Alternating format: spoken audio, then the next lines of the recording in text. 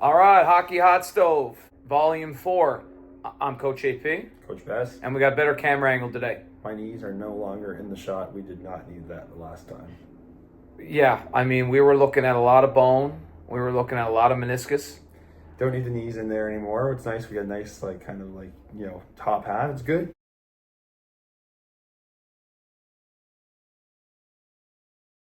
We lead in from our last video. If you haven't seen our last video, please check it out, Volume 3. We'll put the link in the description. But we ended that video off with rinks that you like in the Maritimes and Atlantic Canada, I should say. Don't want to piss off any of the Newfoundlanders on that one. All right, Bess, let's go. Your top rink in New Brunswick is, drum roll. Top rink in New Brunswick. It's a tough one. See, there's a lot. My all-time favorite new rink right now is the Uniplex in Dieppe. I love the way the Uniplex is set up. You got two pads. You got one pad that's kind of more of a game pad. You can host a nice event in there. When you watch U15 Atlantics this past year, it looked clean. It looked professional. Okay, it was great. I think you have the practice pad. You can host an event there. You got the walking track. But the thing I love about the walking track there, it's not on the concourse level. It's above. It doesn't get in the way of people trying to get to and from their seats. It's nice. It's new. It's modern. You got the fields up front. Uniplex gets a 10 out of 10 for me right there. Uniplex is a nice barn. Yeah. I really, really like the Uniplex. I think it definitely grades really high. Again, we talked about this last day with the glass, just everything. I also like how they have the dressing rooms. You walk down, and there's a hallway of dressing rooms. The dressing rooms on one side are for the uni rink. The dressing rooms on the other side are for the smaller practice rink. It's easy. You walk, one group walks to this bench. You walk onto your bench. And I love that. This is one thing that my favorite rink after this past weekend, I got to give it some love. Okay. We're going to Grand Falls, New Brunswick. I've been to a lot of rinks in New Brunswick, but I tell you what, I really, really enjoyed the Seneschal Center recently. We were just up there doing a camp. Thank you very much to anyone who came to our Grand Falls, New Brunswick camp. Really, really awesome camp and a great town. Lots of fun, really nice people. The rink itself is really nice. It has spacious walking track up top. I know it does interfere, but they got space in the corners. The ice was unbelievable, Bess. Like honestly, oh man, like it was really, really, really good ice. It's a bigger ice surface. There's enough seats. It's a perfect junior A rink. There is one main canteen in the main area. There's a player's entrance. There's a little area out front for like fairs and so on and so forth. Out back, it does have like a little kind of like, almost looks like a little tobogganing bunny hill almost. And a little hill you can run. So, no, I don't think I saw a soccer field. That's the only downside, is didn't really have that multi-sport complex, and it was just one sheet. They did mention that they had planned on doing a second sheet, but never materialized, which often happens with smaller communities. You get into budgetary restrictions and so on, but...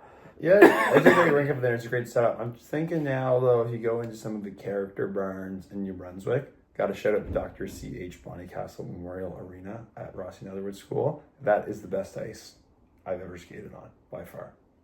Without a doubt. Now, there's some... It's like St. Bon's Forum. This is just... The ice is good. The RNS love is showing right now. I think if I'm going with a runner-up, personally, I love playing in Campbellton. Campbellton's nice. You know what? I like this one from St. John. I like it because of the windows. So there's certain things. I like the ice at RNS. I like the LBR in St. John. For that giant window that's in one of the ends. It's unbelievable. Always played well there. I love playing there. No, it's a great place to play. Yeah. No, I really do. I actually really, really do enjoy that. So if you have the LBR window, you have the RNS ice. Now, I love the glass TD station. It's pro glass to theirs. But outside of that, I mean, there's lots of rinks we haven't been to in New Brunswick yet either. TD station is a little bit of almost like a Frankenstein of a rink, though. It seems like they just added a lot of seats for the major junior team. It's like, okay, it looks like a random section, random boxes. With major junior, you have to have a certain number of luxury suites and so on and so forth. So it's a little bit of a Frankenstein in certain spots. Do you find that? It's different, yeah. I personally don't love playing there. I like, again, we're talking about components of rinks now. If we were doing a game, I like, again, you have the glass there. Just because everything dies on it. It's like the Uniplex glass. It's pro. If you get hit into it, you're not going to dislocate your shoulder because it has a lot of give to it. And again, you come out on your benches. Now, I don't know if I like the setup underneath. But rink guys are great there. So Oh well, Seneschal Center. You as coaches, you got to walk from Grand Falls Rapids dressing room over to the bench. So you got to walk by the crowd. I mean, I don't really like that if I'm a coach and we're in a 7-game losing streak, and like I got to walk through the crowd of people booing and probably wanting to grab hold of me. Probably not the best layout for Junior A, but still, I love the ice and I just love the lighting. Again, it had that kind of like one end had a lot of natural light, and then the far end had like you could see outside. It was just really nice. Another shout out, I always play wicket at the Carlton Civic Center, Thunder Valley. Always. What's your spot? Let's go to PEI. Going to PEI. So, well, this one kind of has, I guess you would say, sentimental value just for minor hockey. Pownell Double Ice Complex. I think it's the Pownell Sports Center.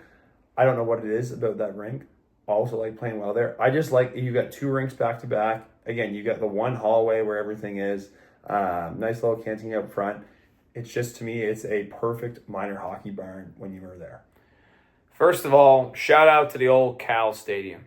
Okay, we're talking Summerside with the horse track next, and I can still hear Jamie Devil Kennedy saying, AP, if you don't play well at the Cal, you'll be playing at the Steel, which was the rink connecting on the back, which was like a chicken wire rink, and it was like a junior C rink. So, like, yeah, if you didn't play well in the junior A level, they were sending it down. That was Devil's message to me. Devil always had a few messages for me, and he loved Dixie Lee chicken. But my favorite rink in PEI is the Eastlink Center. It used to be the McLaughlin Arena, UPEI. Listen, okay. Sorry, yes. Okay. Sorry. Names are getting confused here. I agree with you. I do like UPEI. Yes, continue on. The UPEI rink, okay, I played the first ever game. I think I had the first ever assist in that rink. Apple tree, okay? Macintosh or Honeycrisp, though. I got these ones over there right now, and they're unbelievable. I think they're like Scotian. They might be Scotian gold. I don't know, but they're really, really good. Gala, I'm pretty good. I like a good gala, right? Or whatever's on sale. Pretty cheap guy. But I like the ice. I like the seats on one side. I've seen it full. It's a great atmosphere when it's full. The ice is big. Benches are pretty spacious. They didn't really do the one end zone. I feel like that one end zone, they could have had a little bit more. They just got that one little kind of area there to watch. But 2 pads, dressing room layout down bottom is pretty great. The dressing rooms are spacious. Our dressing room with the Abbeys back in the day, that makes me feel real old because I haven't been in the M show for a long time. We had a pretty good dressing room. But yeah, I'm going with and I play a lot of real good games there.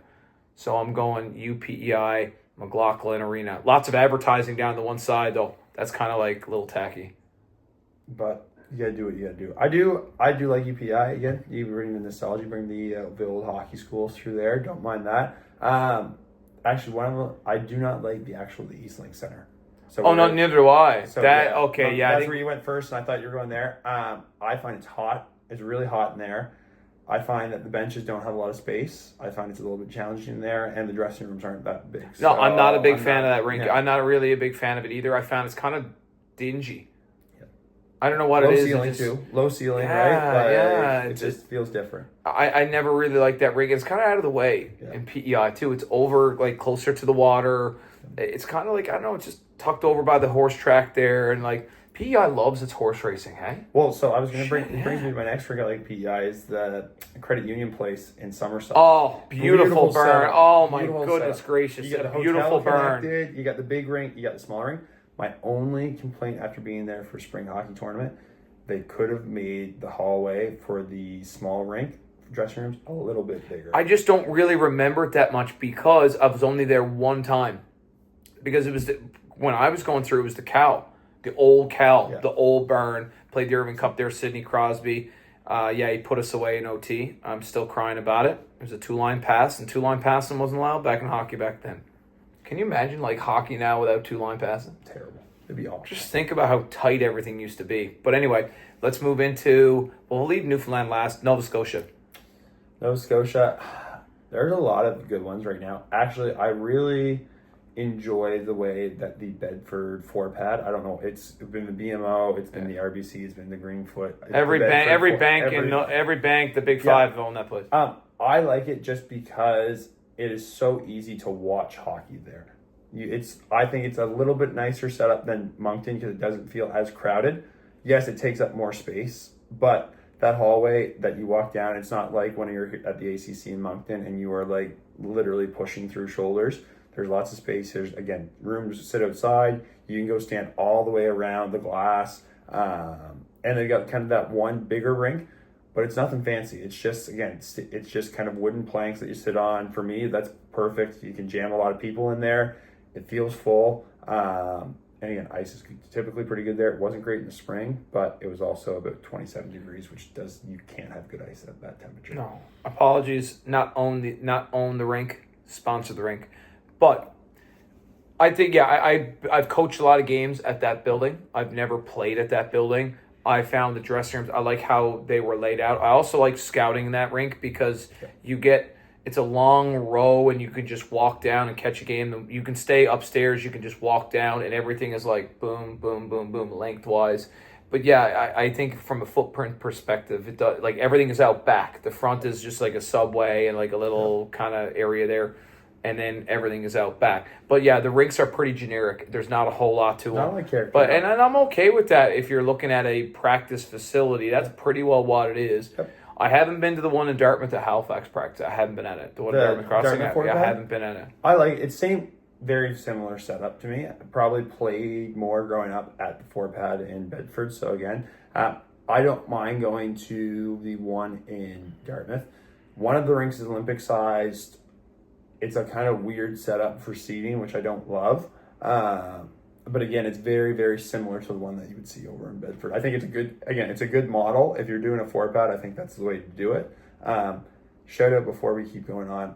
I think the rink down in Marlborough, Mass is at 12 pads now, New England Sports Center. Oh, yeah. I think they're at maybe 14. I don't know. It was 10 or 12 the last time I was there. So I call it a spaceship of hockey rinks. It's like you're in Star Trek. But the way it was laid out was like it was initially built to be maybe a 6-pad. Yeah. But then they added more rinks. So like to get to rink 11, you got to walk around a beam, around a corner, underneath, up a hill, down a bridge, under the ground. I have gotten lost in that me rink. too. Oh my gosh. God. It's like a maze of, okay, the rink 11 is over here. It's like an arrow. But I've got to walk through rink 6, and then I go through rink 5 to get to rink 11. It's wild. It is honestly wild, but they had to do that because they just kept adding on because of hockey popularity in New England. Yeah. But for me, my favorite rink in Nova Scotia, I got to go back to the well in this one. I got to go with the jungle, man. Yeah. I mean, so many great moments in my life happened in the jungle, like Game 7 M show, winning that game, just scoring a goal in that game, and like that place being completely full and sliding down center. Of course, doing a celebration what was atypical of me back then was incredible. Like I will never forget that as long as I live, I would say. But just great memories there. Is it from an aesthetic perspective? Is the rink beautiful? No. The wooden bleachers, though. But there's so much charm, and they've upgraded a lot. They've put money into it. But back in the day, the green and orange seats, I don't think you could come up with a worse color combination for a rink seating. The old bench seating, the fact that fans could interact with the players back then. I remember one time a guy leaned over. We were on the face-off, and one of the guys was like, the seats were in a position where you could touch the players. The glass was short on the side, so you could reach down and grab a player. So I remember people honking horns right in people's ear. I remember a guy scored one time and went over by the bleachers and put his hands up, and a fan took the stick out of his hands. So as he's skating towards the bench, you just see a stick coming across the ice like a harpoon.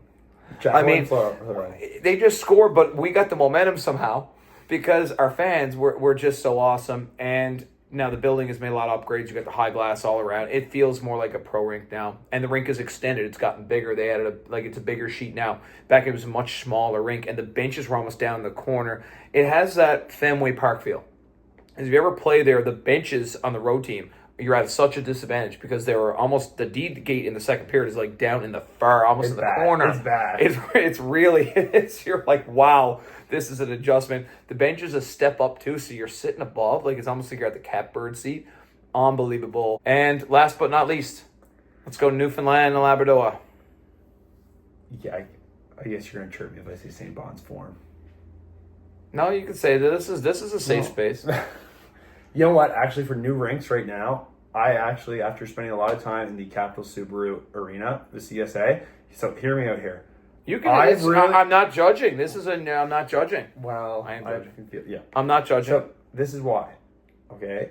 I actually really like the smaller ice surface, particularly if you were running a practice or if you were running skills for younger players. It's a developmentally appropriate ice surface for them. Hockey USA has a great video. It's like what it's like for adults basically to play on a surface for what it would be for a toddler to play on a full ice surface, and they're playing on like 4 football fields. When you're in CSA, particularly, like we just had a U7 skate out there the other day, like you're not losing kids, you're not screaming across the ice, like you're actually able to talk. I really like the way it's set up. I like that there's a classroom there. I like that the dressing rooms now, I don't love that you can hear into all the dressing rooms there, but I like actually the ice surface there for a teaching perspective. In terms of my actual favorite rink I've been into, after watching Canada games there at lacrosse, I really like the way that Paradise's double ice complex is set up. You get the 2 rinks back to back. One's a practice rink, one you can host an event in. Really, really enjoy that. My favorite rink in Newfoundland, it's really, really, really hard for me to not go with the Joe Byrne, the Cathedral of Senior Hockey. But it's not the best rink. I think that, oh man, this is a really, really tough one for me. Clarenville is a beautiful rink. Clarenville's got a really, really nice rink. Honestly, I really like Clarenville's new rink. It's just a nice building. It's got the theater connected to it. Yeah, you know what? That's what a rink I'm going to go with, is Clarenville. A little bit sentimental. I played the first ever game in that rink. I turned it over. It was my fault. The first ever goal was scored in that rink.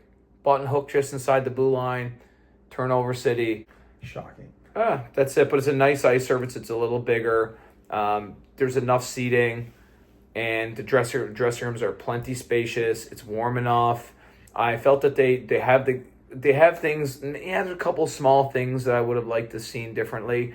I like when a Zamboni bay is behind the net, or up the wall. When a Zamboni bay is in the corner, it just spells trouble because the ice is always bad in that corner, and so like I don't know why more rinks don't just put it right behind the net. It just makes sense. Just I can never really understand that most one. unique Zamboni Bay I have seen is at the St. Margaret's Bay Center out in Tantallon. It's in the middle. I played there. Line. It's different. It is really weird. It's really odd.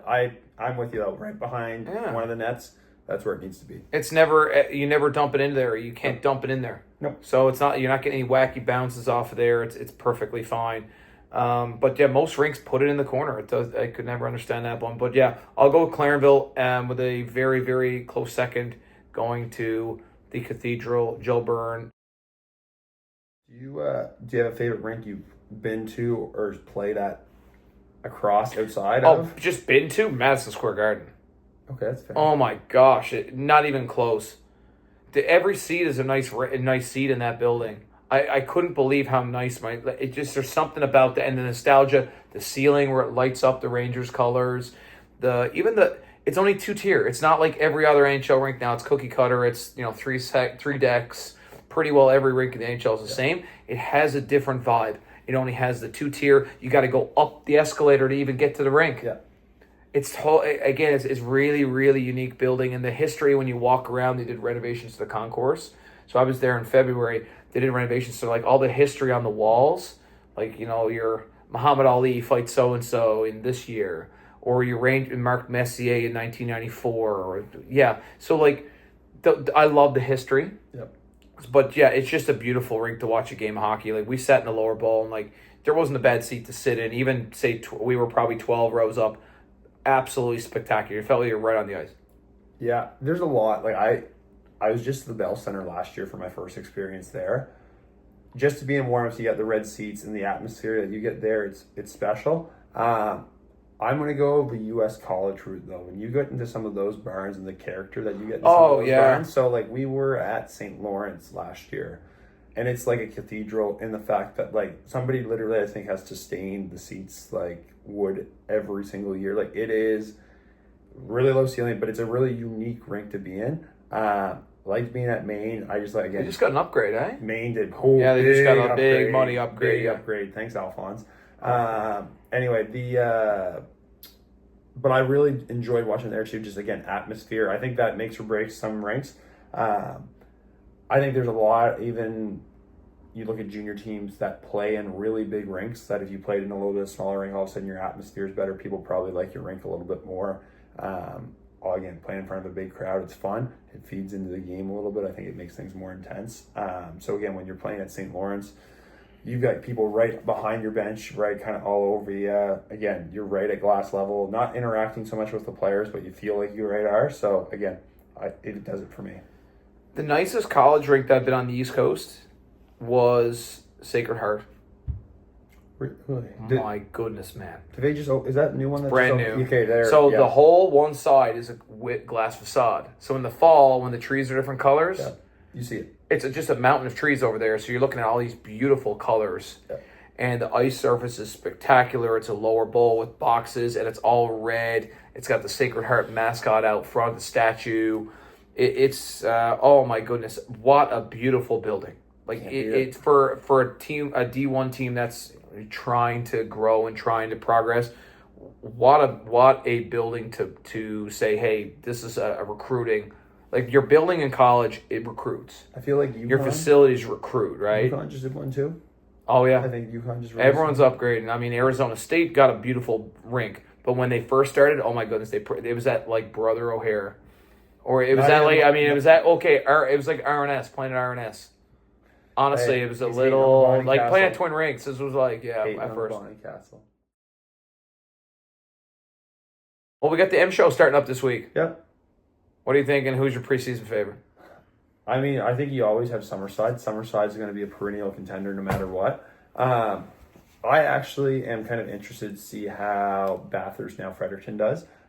Chaleur Lightning. That was a pretty good French. It's a cool name, though. It cool, is. and their logo, everything. Yeah, that's an upgrade. Yeah, I like that. And again, I think you're going to get, think, based on the turnout when Bathurst last couple games, I think you will get a little bit of support there, especially being kind of new ticket in town. People will be like, all right, maybe we need to keep hockey here. At least I hope that's the case. I think they get a couple of kids back that maybe they weren't expecting to get, which is going to be exciting too. But I think for me, it's always going to be Summerside. Summerside's going to be my favorite right off the hop. They just always compete. They're always in the mix to win. And they have, I looked at the graphic for MHL titles since I think 2000 or in the past no, actually it wasn't. It was all-time championships per team, and they have like the second most. Who do you think has the most?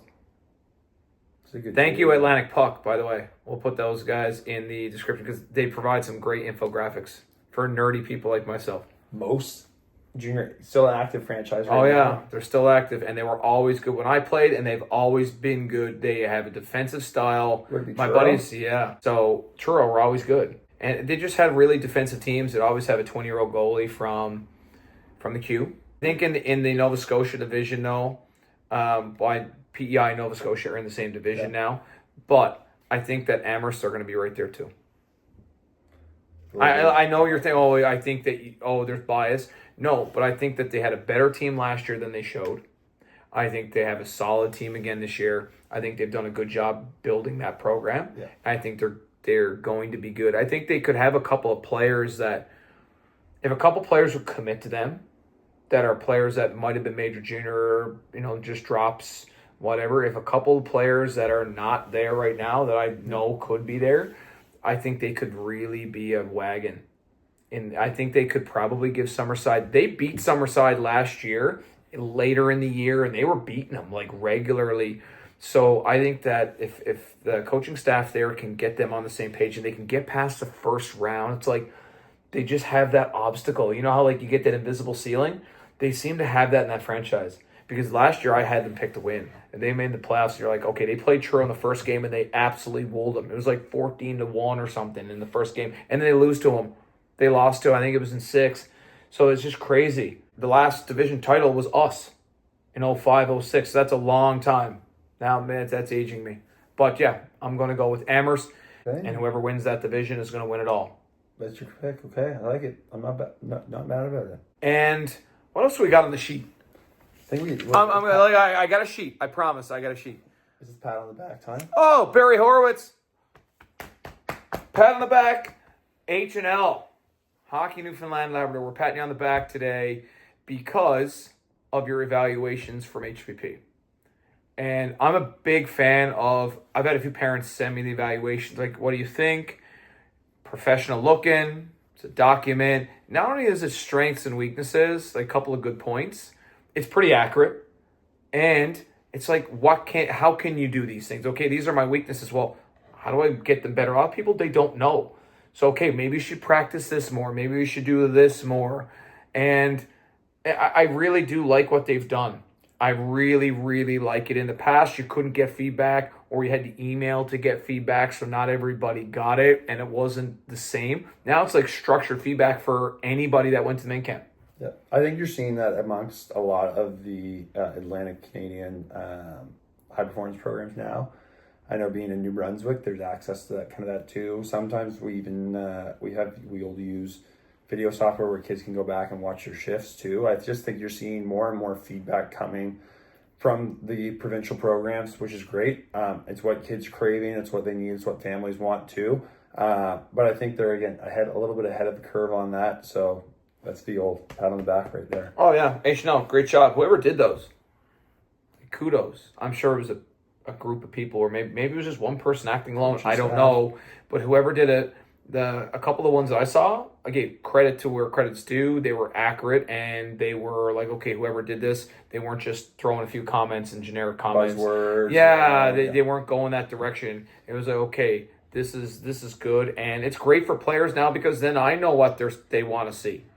And as coaches, once we see that feedback, then it's okay. They want to work on it. We've got to make them a little, sure, we got to focus on this. And maybe I'm going to go at that player. And it gives me some ammunition then, too, to go to that player and say, hey, remember your evaluation. You saw it. That's why I'm on you right now. Or right before tryouts next year, you're saying, hey, I'm going to be on you about this because remember last year why you didn't make it? You didn't make it because of this and this. So we really want to focus on these things. So when we come back, it's like, geez, that person really actually listened to this report card. And that matters. It's like, again, being a teacher, like if you're not just going to give a kid a test score of a 2 out of 4 and all of a sudden not see the test and why I got a 2 out of 4, right? Like I got to see where I am and why maybe I didn't make a team or why I did make the team even. There's value, I think, there as well, so that I can highlight my strengths, so that when I go back to a club team where I play on my team next, I know what type of player I am. Because I think there's a lot of people who think they're a certain type of player and then all of a sudden don't actually kind of have that reality check, look in the mirror, and know what they truly makes them good or makes them valuable to a team. I think that more players have to know what their role is. It's a great quote. The Rock said, know your role and shut your...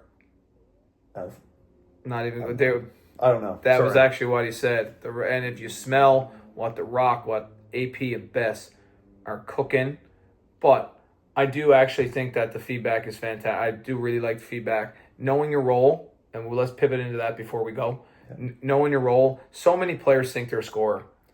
If I remember working with Rob Henniger, and Henny's big thing was don't be more than you are, be more of what you are. That's a good quote. Henny. That's fantastic. Hey? Man, I love it. Mr. Henny. Yeah. Legend. It's pretty good. Pretty big compliment. But serious. But I think incredible player. It is true. Like knowing what you are is important. Like I think there's lots of people who go into, say, camps or even go into their season thinking like I'm a goal scorer, and it's like, sorry, bud, you're not. Like that's not where you're not going to be an offensive guy this year. Maybe you're not a PK guy. Maybe you got to be on the penalty kill, and that's what kind of you get excited. Like I had a kid last year, power play came up, he'd slide down the bench because he knew it wasn't going. Okay, he would all of a sudden PK comes up, he'd slide to the door because he knew that was his role, and he was excited to get on the ice for PK. And then when the power play came, he knew that, okay, this isn't my time, this isn't my role right now. So I think embracing your role and being excited about the things that you are good at, it's such a valuable skill. Like I honestly think he got more excited to just block shots than he did to score goals. Well, not everyone can be a CEO or CFO. It doesn't work that way in business, doesn't work that way in life. And so many kids, I wish they would come and sometimes say, listen, I want to carve out a role as a checking forward, or on the power play, I want to be specialized in net front. Like that to me is like, shows so much maturity and shows so much like, I get it. I got to find a way to develop these skills because this is where I'm probably going to be versus, everybody wants to be the half wall guy. If everybody wants to be a half wall guy in your power play, it's not gonna work. You need a couple net Right? dogs. Like, I'm sure Braden Point can be a half wall guy in any other NHL team, but he's a perfect fit for a bumper, and he's embraced that. Now you talk about 1-3-1. Your smartest guy might have to play the bumper. Yeah. And that's not a bad thing to be the bumper guy. Now it's U13, U15 hockey. Do we need to run a 1-3-1? Topic for another day. That's another topic for another day. It's not my style, but now I don't mind it at times with the right personnel, but there's not many kids who can play the bumper correctly at that age. You are looking at very rare, and they're probably playing your flank. You better know. You better have really smart players, and you better practice it a lot. Otherwise, that guy kind of sticks out. Yep. For the wrong reasons. Yep, it's hard. It is challenging to watch. Now, I think, is there benefit to it, practicing it? Yes, because again, we're a copycat league. Is there other variations that might be more beneficial to kids at that level that they could then learn a 1-3-1 later should their junior or whatever team chooses to implement it? Sure. Topic for another day. Well, leading in next time, we're going to talk about power play. What makes a good power play? How about that? There we go. That's a good topic. Let's write that down on the paper. I gotta make because I'm going to forget. Well, actually, how did we not forget about the rinks? I mean, that was pretty good. That was pretty good. Like a memory, like an elephant. I guess. I think that's a saying my dad used to use. That's new for me. And it's in Nova Scotia, guys. Listen, my mainland was showing when I was talking about rinks. CSA I was at recently, really liked it. It's my bad. I just need to be better, Bess. Be better. You just need a little bit of background. You mentioned Clarenville? I haven't been to that rink yet. Yeah, when you go, there's something nice about Clarenville. That's it for me. I'm Coach AP. Coach Bess. And we'll be back next week. See you next time.